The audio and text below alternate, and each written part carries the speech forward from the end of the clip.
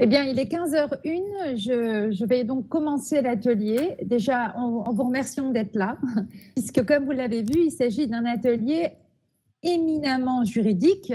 L'idée, c'est d'aborder finalement tout le versant juridique de la pratique de la télésanté. Et on a trouvé ça peut-être pertinent, parce que, en tout cas, de se poser cette question-là, dans la mesure où on est face à des pratiques nouvelles. Tout au long, effectivement, de ce congrès, depuis qu'il a commencé, il y a forcément une question autour de la responsabilité de la donnée, la responsabilité de l'outil, la responsabilité même de la prise en charge du patient. Et finalement, tout le monde pense qu'effectivement, c'est plus risqué de pratiquer la médecine ou le soin via justement la télésanté que de pratiquer un soin ou la médecine classiquement. Alors, est-ce que c'est vrai ou est-ce que ça n'est pas vrai? Tout vous sera dit dans le cadre de cet atelier. Donc, on a effectivement une trentaine de minutes, en tout cas, j'ai une trentaine de minutes pour vous convaincre de l'une ou l'autre des réponses.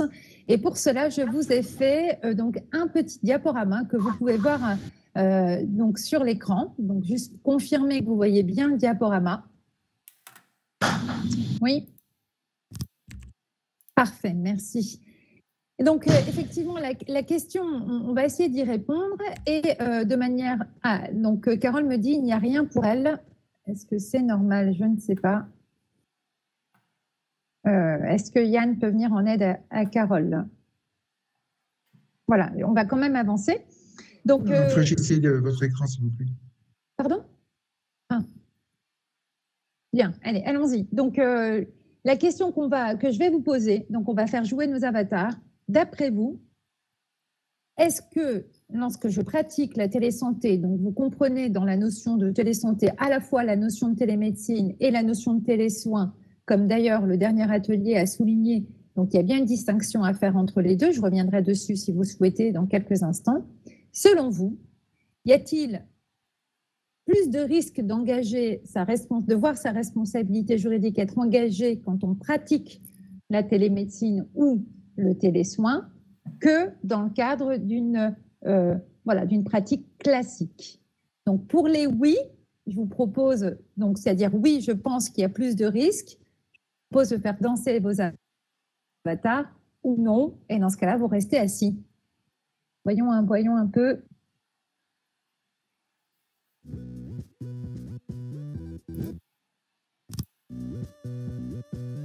Oui, effectivement. Et on a une personne qui dit oui. Ah, docteur Leponsin nous dit oui. Ah, on voit quand même que la salle n'est pas tout à fait convaincue par la réponse positive. Eh bien, en tout cas, voyons la réponse à cette question. Pour cela, voyons d'abord en quoi qu'est-ce qui est concerné par cette question? Et puis c'est à la fin que nous répondrons ensemble si la réponse, nous verrons ensemble, pardon, si la réponse est oui ou si c'est non. Alors, juste une précision terminologique. Vous savez que ça n'est que récemment que le terme de télésanté en tant que tel en France a été consacré, donc en 2019. Pourquoi? Parce que la télésanté désormais comprend deux formes de pratique à distance. La télémédecine qu'on connaît bien, qui est donc rentrée dans notre cadre réglementaire depuis décembre 2010, avec le décret effectivement de décembre 2010.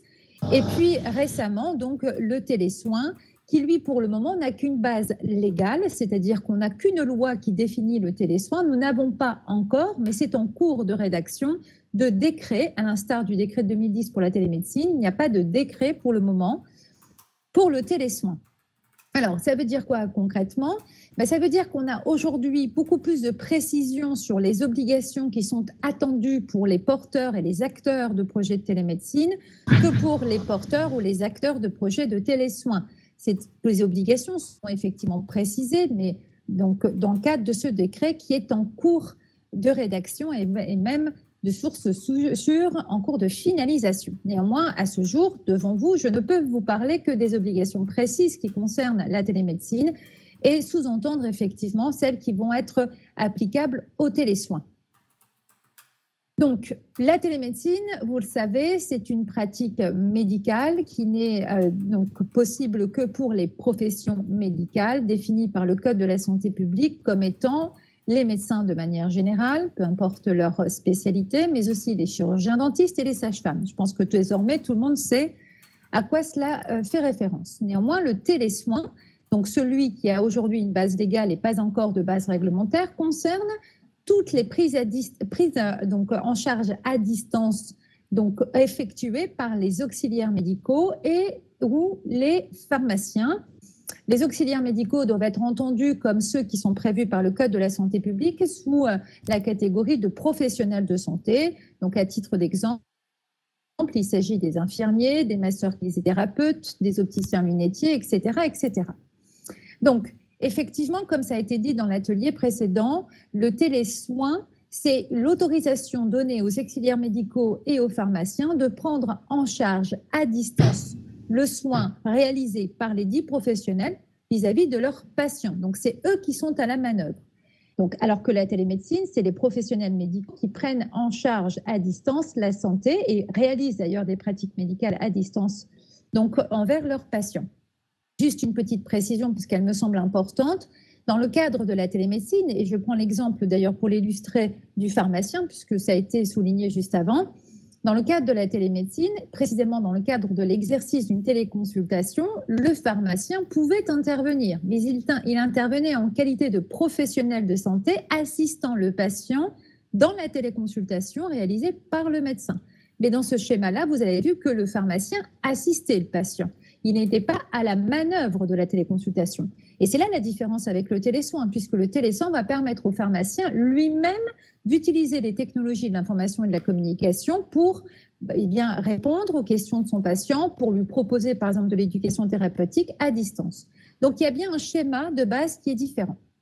Alors, une fois cette précision terminologique réalisée, on va enfin reprendre cette question. Est-ce que j'engage plus de responsabilité? Est-ce que je suis exposé à un risque plus important de responsabilité quand je pratique la télésanté?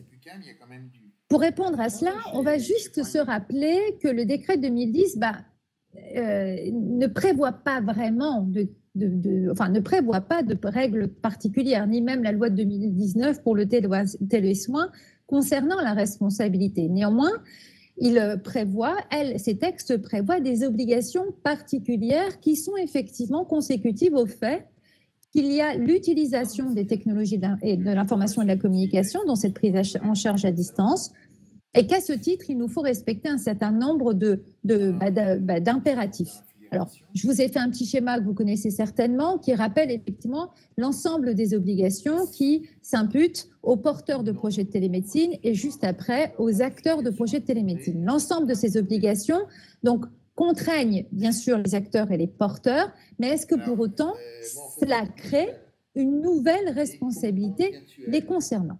Alors, la bonne nouvelle de cet atelier, c'est que la réponse est non. Il n'y a pas de responsabilité particulière à l'exercice de la télésanté. Selon le jargon des juristes, on dit même que la pratique de la télésanté est en fait une pratique qui tombe dans le droit commun de la responsabilité. Nous n'avons donc pas un régime spécial de responsabilité. Concrètement, et si je veux utiliser un langage plutôt simple, l'idée c'est de dire que c'est une cause de sinistralité comme une autre. Vous n'avez pas de responsabilité singulière à la pratique de la télésanté. Alors, est-ce que ça veut dire pour autant que je dois exercer cette télésanté sans avoir effectivement l'idée d'obligation supplémentaire ou supplémentaire? Alors, ce n'est pas tout à fait ça.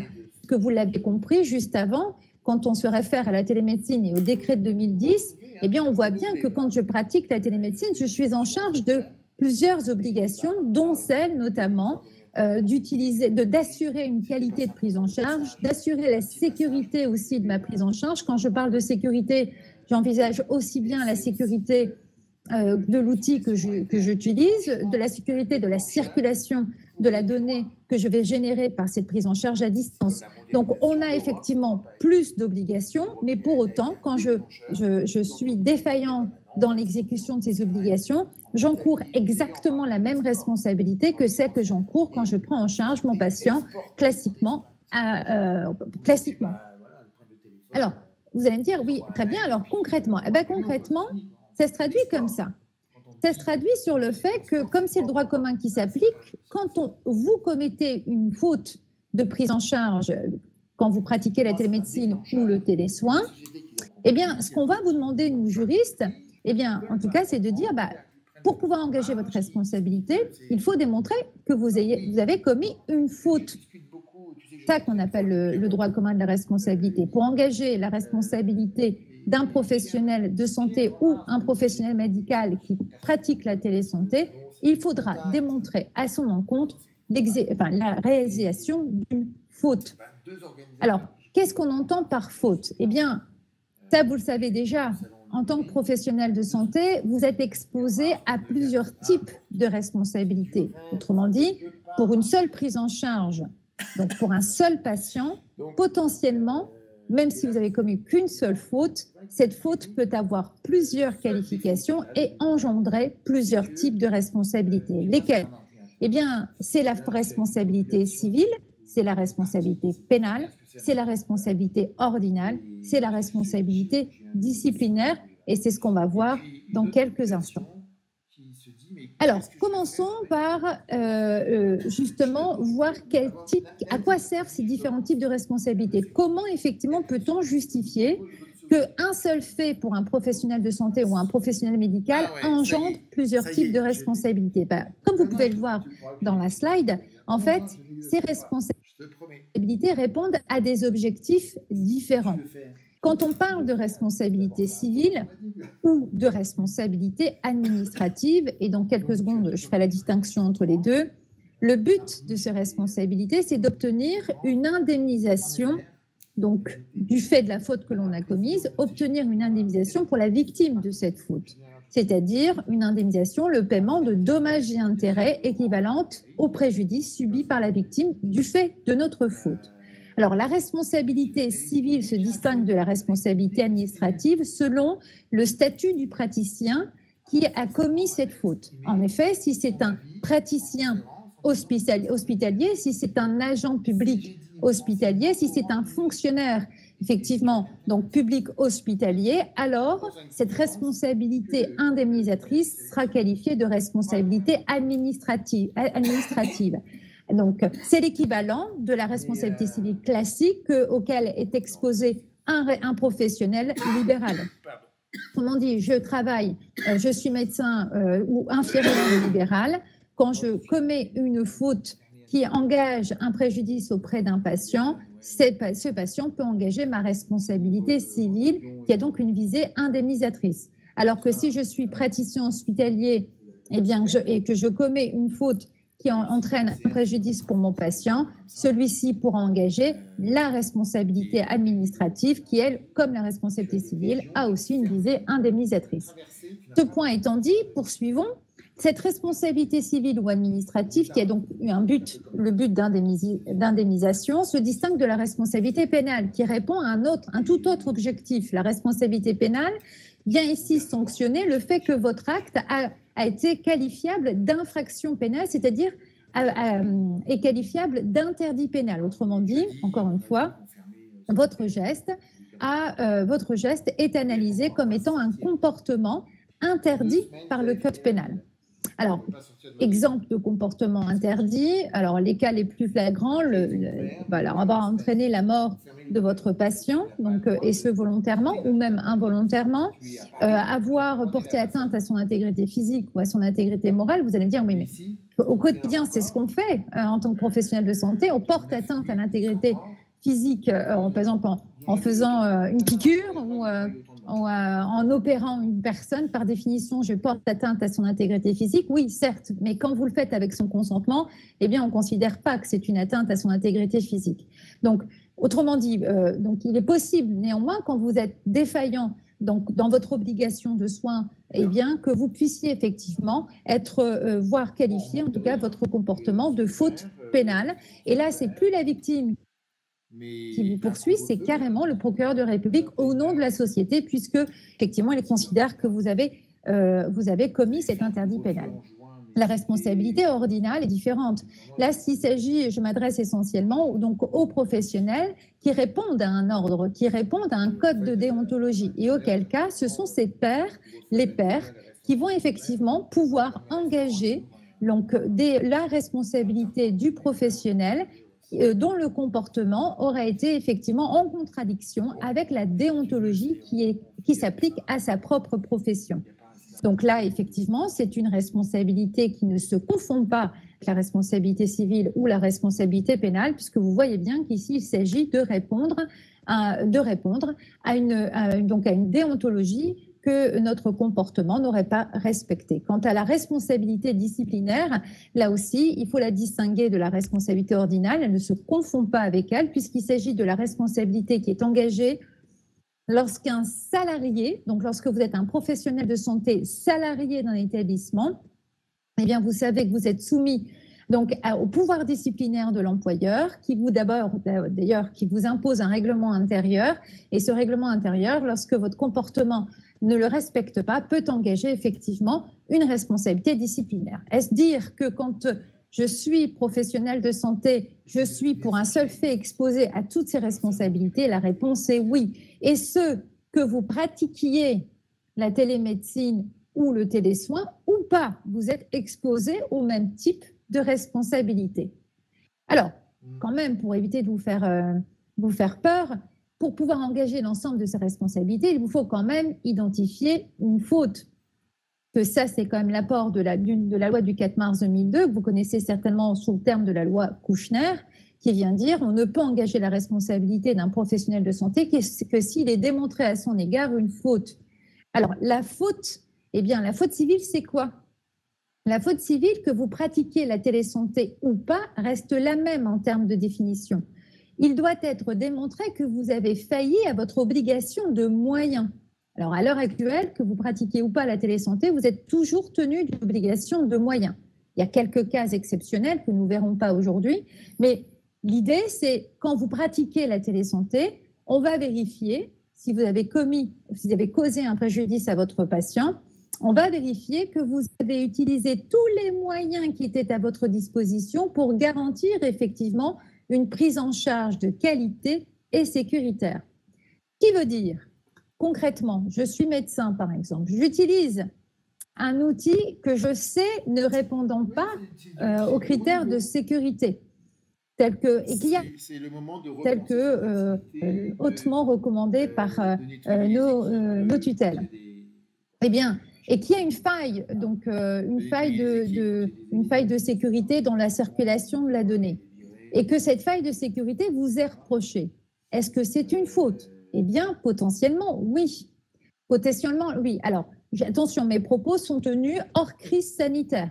On est d'accord? Parce que lors de la crise sanitaire, nous savons que nous avons été tolérés quant à l'usage de ce type de dispositif. Mais dans une période normale, donc hors crise sanitaire, effectivement, on vous demande, et c'est le décret de 2010 à l'heure actuelle qui l'exige, d'utiliser des outils qui garantissent la sécurité de la circulation de la donnée, même de la confidentialité de la circulation de la donnée. On faisait référence tout à l'heure, et c'était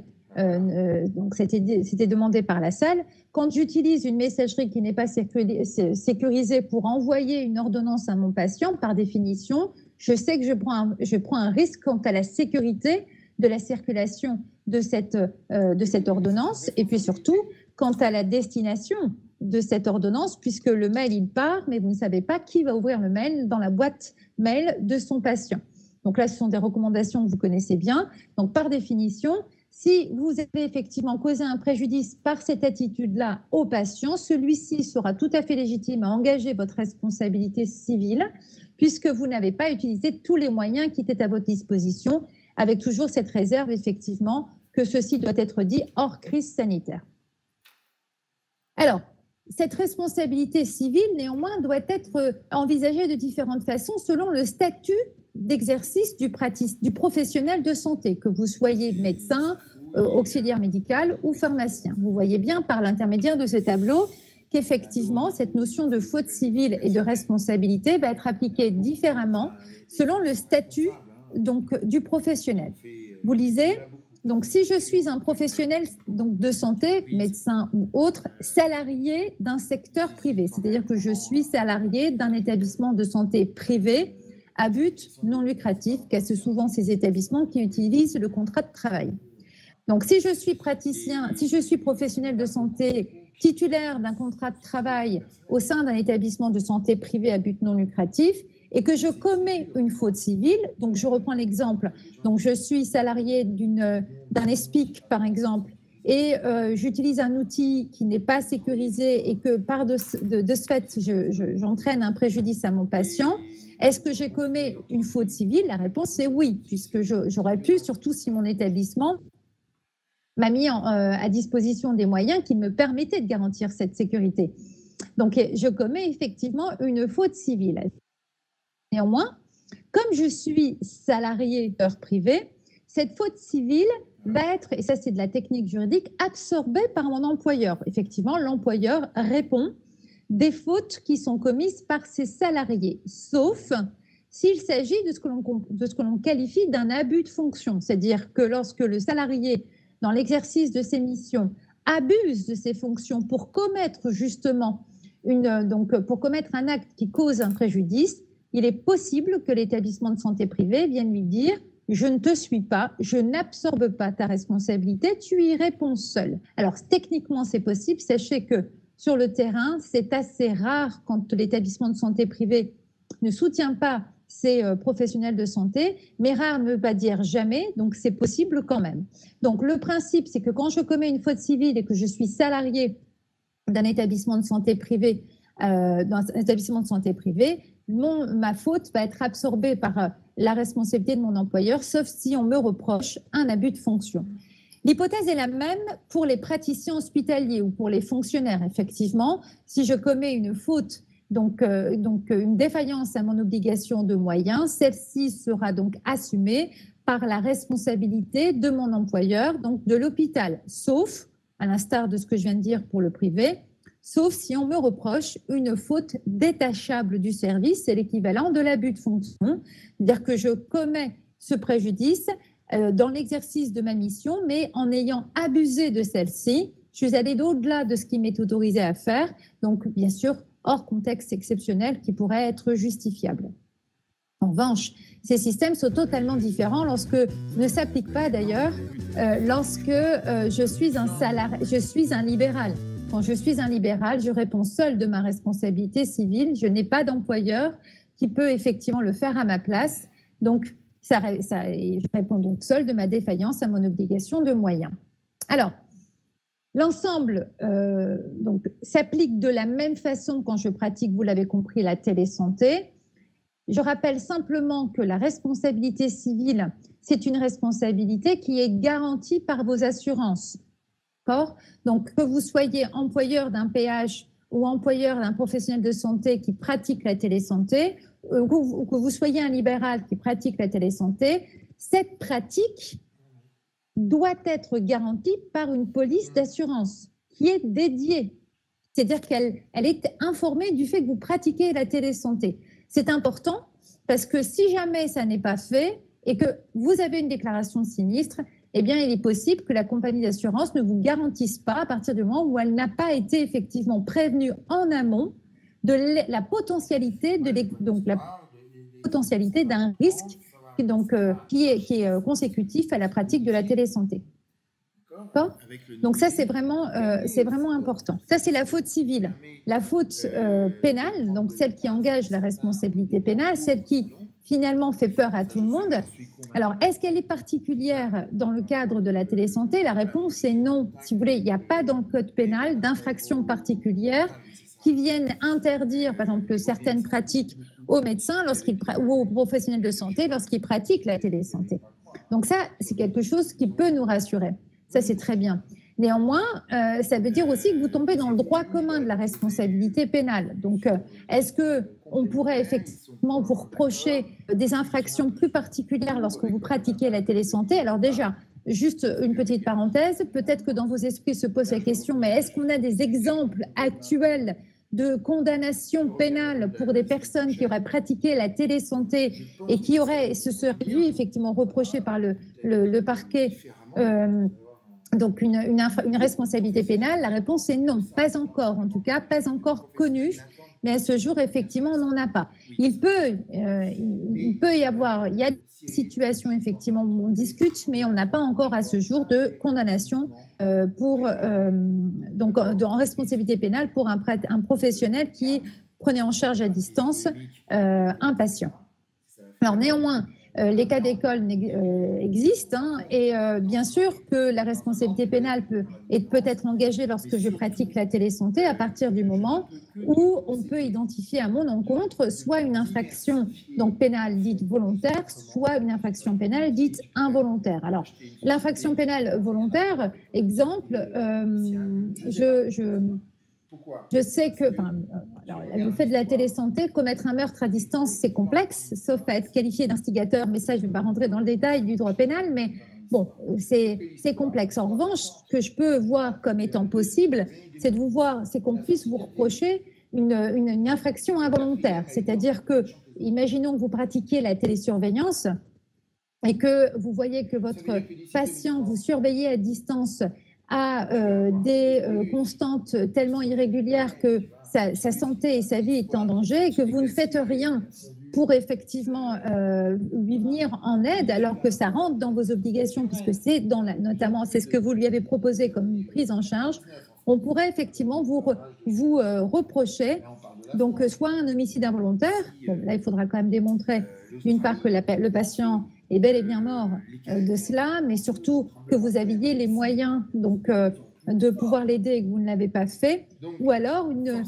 mise en danger délibérée en lui ayant fait croire qu'il était surveillé, ce patient à distance 24/24, mais qu'en fait, et que du coup, lui, pensant qu'il était surveillé, n'a pas peut-être n'a pas été très, très regardant, très observant, parce qu'il savait que derrière, vous pouviez regarder pour lui.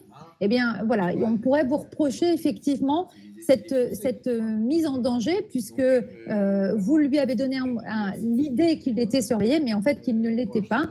Donc, ça, typiquement, ça peut être effectivement reproché à une personne qui prend en charge à distance un patient. Alors, non pas qu'il s'agit pour moi de vous faire peur, bien au contraire. L'idée, c'est au contraire de bien identifier ce à quoi vous vous engagez à l'égard du patient. Il faut être très clair là-dessus. Il ne faut pas donner de fausses idées. C'est pour ça qu'il faut faire très attention aussi parfois aux messages commerciaux que certains industriels vous proposent pour vendre effectivement ce nouveau service. Je parle notamment des officines, on parlait tout à l'heure des pharmaciens, ou pour proposer cette nouvelle prise en charge. Donc il faut bien limiter ce que vous êtes capable de faire ou pas, parce que derrière, ça peut effectivement engager votre responsabilité. Responsabilité donc pénale, eh bien, qu'est-ce qu'on peut vous reprocher? Selon la qualification de l'infraction qu'on vous reproche, ça peut aller d'une contravention jusqu'au crime, mais vous pouvez le lire aussi bien que moi. Donc, l'idée, c'est effectivement que ça peut aller d'1 an d'emprisonnement à la perpétuité, donc selon ce qui peut vous être reproché.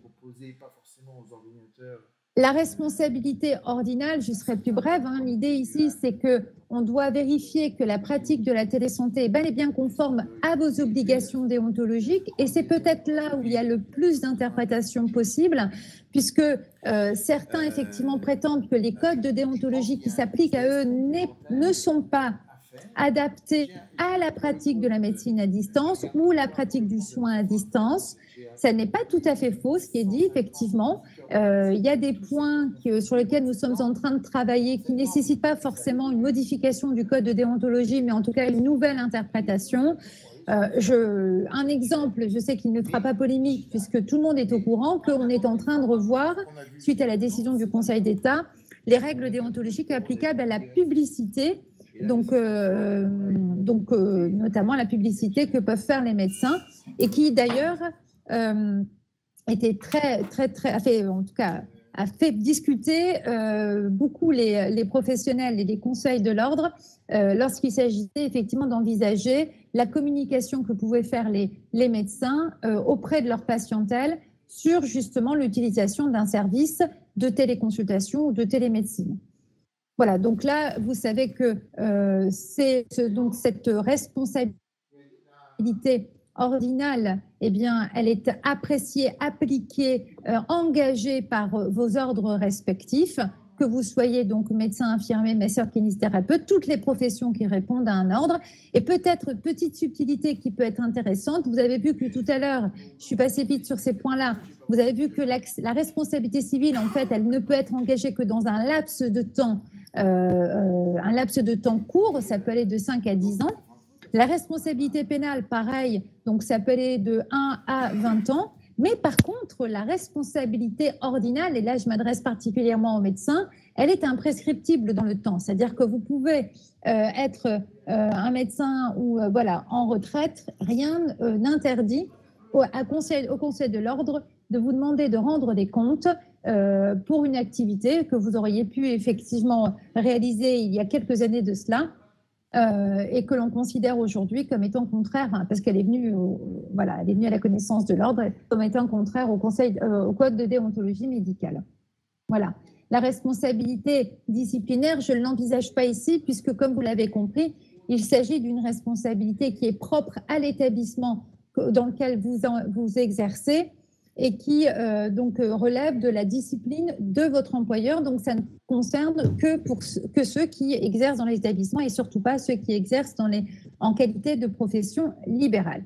Donc, conclusion, vous avez bien vu qu'il s'agissait pour moi de vous dire que la télésanté, en fait, se pratiquait d'un point de vue juridique et en termes de responsabilité comme une pratique classique de soins ou une pratique médicale. La seule chose, et c'est peut-être effectivement le seul impact sur lequel je me permets d'insister, c'est que comme vous avez pu le voir, en tout cas en ce qui concerne la télémédecine, et nous attendons pour le télésoin, il y a des obligations supplémentaires qui vous sont imposées. Donc, ces obligations rentrent en fait dans l'appréciation de votre obligation de moyens. Donc, ça veut dire que si on vous impose de garantir la sécurité de la prise en charge, et qu'on considère qu'un patient souffre d'un préjudice du fait de cette prise en charge, on va vérifier que toutes les obligations qui s'incombent à vous, aussi bien dans votre pratique médicale ou de soins, mais aussi dans la pratique de la télésanté telle que l'exige le décret de 2010, la loi de 2009 ou la loi de 2019 ou la loi de 2009, eh bien, on va vérifier que ces obligations ont bel et bien été exécutées pour vous dire si oui ou non vous avez été défaillant et si oui ou non vous êtes exposé à une responsabilité quelconque. Donc, finalement, ça ne change rien, mais comme il y a des obligations supplémentaires qui s'imposent à vous, vous êtes quand même plus exposé à un risque. C'est la raison pour laquelle je vous conseille vivement d'être garanti auprès d'une bonne compagnie d'assurance, en tout cas pour la responsabilité civile. Quant à la responsabilité pénale, de toute façon, c'est une fatalité. Chacun y répond à titre individuel. Aucune assurance ne peut garantir une responsabilité pénale. Voilà, donc il nous reste quelques minutes. J'aimerais les consacrer à vos questions si vous en avez. N'hésitez pas à prendre le micro, à faire parler vos avatars ou à utiliser le chat.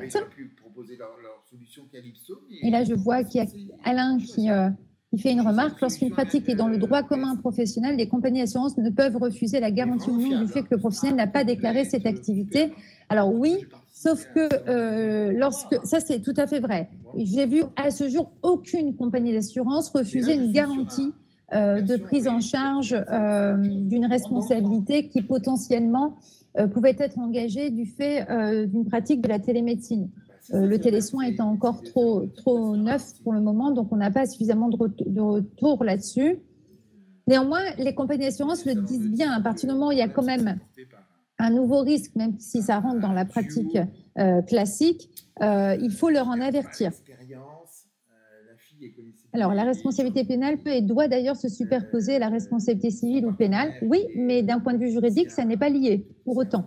Donc, on peut très bien avoir, par exemple, l'ordre qui condamne son professionnel, alors que les juges, qu'ils soient civils ou les juges répressifs, donc eux ne considèrent qu'il n'y a pas eu de faute. Simplement parce que, comme vous l'avez compris, la faute ordinale ne recouvre pas les mêmes choses que la faute civile ou la faute pénale. Donc, les juridictions ne sont pas liées. Voilà. Est-ce qu'il y a des questions? Alors, Isabelle, la télémédecine est-elle une obligation de moyens? Alors, si la question, Isabelle, c'est est-ce que la télémédecine pose une obligation de moyens dans la prise en charge, la réponse est oui. Mais est-ce que ça veut dire que est-ce que votre question peut être interprétée d'une autre façon? Est-ce que quand je peux mettre en place une pratique de télémédecine mais que je ne la mets pas en place, peut-on me le reprocher? Est-ce que c'est ça votre question, Isabelle? Alors après, il faut un mot de passe oublié. Est-ce qu'on peut me reprocher? Alors, parfaitement. Est-ce qu'on peut effectivement me reprocher, alors que j'ai les moyens de le faire, de ne pas mettre en place une téléconsultation lorsque je suis médecin généraliste? Non, pas encore. Non, nous ne sommes pas à ce niveau-là. On ne peut pas vous le reprocher puisque vous savez qu'en tant que professionnel, et particulièrement les médecins ou les infirmiers, tous ceux qui sont dotés d'un code de déontologie, vous êtes libre dans la façon d'exercer votre profession, à condition que ça respecte bien sûr les impératifs propres à votre profession. Donc on ne pourra pas vous le reprocher. Les choses sont différentes lorsque je m'adresse à une ARS, par exemple, une agence régionale de santé qui, elle, a pour mission de garantir l'accès aux soins sur son territoire. Et le fait aussi que ce soin doit être accessible de manière égalitaire et équitable. Eh bien, quand je suis une ARS et que j'ai comme moyen la télémédecine, la télésanté de manière générale, et que j'ai les moyens financiers de pouvoir effectivement la déployer sur le territoire, si demain, et ça c'est tout à fait possible d'un point de vue juridique, un patient venait à décéder parce que justement, il n'a pas pu accéder à un soin qui, en principe, lui est dû parce qu'il manquait de professionnels de santé ou il manquait d'établissement, eh bien, rien n'interdirait aux ayants droit de ce patient d'engager la responsabilité de l'État via celle de l'ARS parce que, justement, ils n'ont pas utilisé un type d'offre de soins type qui serait effectivement la télésanté. C'est très clair. Merci beaucoup, Lina. Merci, Isabelle.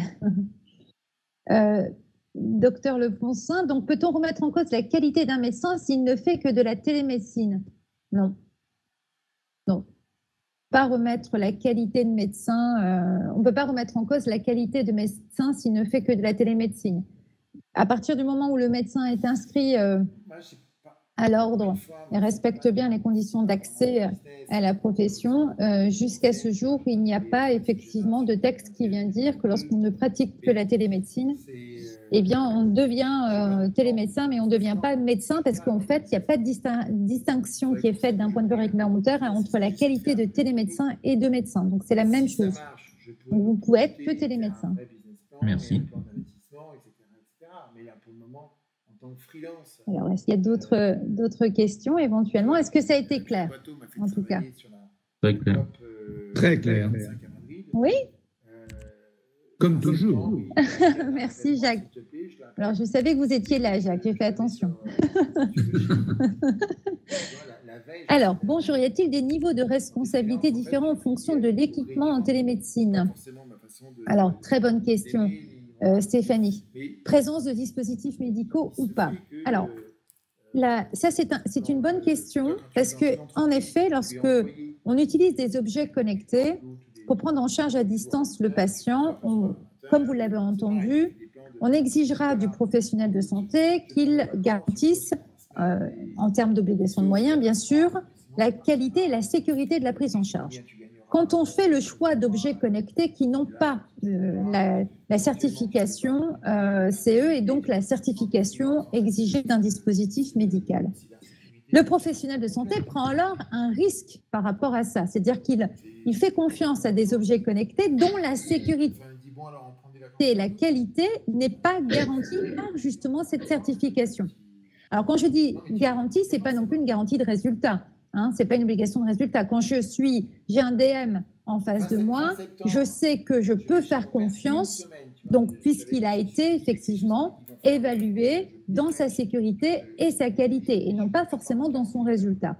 Donc, comme je suis professionnel de santé et que j'utilise un DM, si jamais il y a une défaillance de ce DM, je peux toujours me dédouaner en disant « mais j'ai utilisé un dispositif qui a été vendu comme étant capable de sécurité et de qualité. Donc, je suis toujours responsable de ma prise en charge, ça c'est sûr, mais je peux me retourner contre le fabricant de ce DM qui devra répondre de sa responsabilité et de la certification de la qualité et de la sécurité du dit dispositif.